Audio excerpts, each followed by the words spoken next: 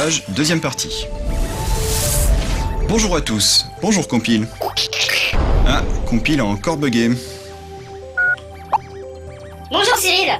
Faudrait quand même que tu corriges ce bug, ça fait plusieurs fois que ça m'arrive maintenant. Ah, Compile, effectivement, faudrait que je te débug un peu. Carrément, comme ça tu pourras enfin nous montrer comment tu fais. Ok, d'abord, rappelons que le plus souvent, un bug provient d'une erreur de programmation. Évidemment, comme disent tes copains geeks, problem exists between keyboard and chair. Ça veut dire que souvent c'est l'humain qui a déconné et pas l'ordinateur. Alors comme on l'avait vu la fois où on avait parlé des bugs, la première façon de trouver un bug est de regarder son code, c'est-à-dire comment on a écrit un programme, et de l'exécuter mentalement pour essayer de trouver d'où vient le problème. On appelle ça dérouler un programme. D'accord, bon, j'imagine qu'un informaticien un peu expérimenté peut y arriver. Mais comment vous faites quand c'est un gros programme avec des centaines de milliers d'instructions? Eh bien, une autre façon de faire est de détecter les erreurs à l'exécution. Je m'explique. Quand on lance un programme et qu'il effectue une opération qu'il ne devrait pas faire, par exemple une division par 0, on peut avoir préalablement configuré le CPU pour que dans ce genre de cas, il affiche un message d'erreur en indiquant où se trouve l'instruction concernée en mémoire et ce qui s'est passé. Bien sûr, dans ce genre de cas, le programme s'interrompt. Quand l'erreur est vraiment trop grave, c'est ce qui provoque un plantage à l'ordinateur et des messages qui font toujours un peu peur à l'utilisateur. C'est ce qui correspond aux bombes sur Atari ST ou sur moi-même. Attends, regarde.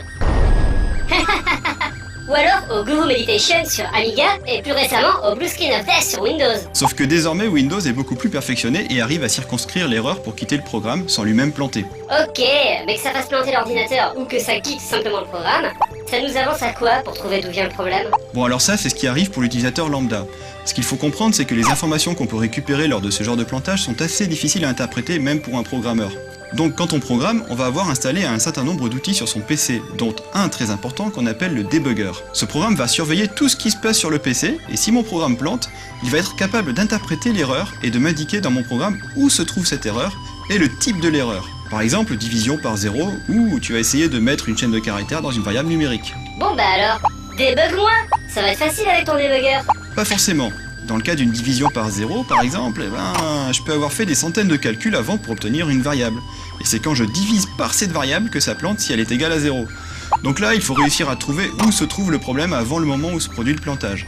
Pour ça, on va tracer le programme, toujours à l'aide du debugger. Ouais, ok. Mais débug-moi quand même. Tracer un programme, ça veut dire qu'on va l'exécuter, mais doucement, pas à pas. En fait, il va s'arrêter à chaque instruction et on va pouvoir voir quel est le contenu de chaque variable, etc. Et on peut passer à l'instruction suivante n'importe quand en appuyant sur une touche.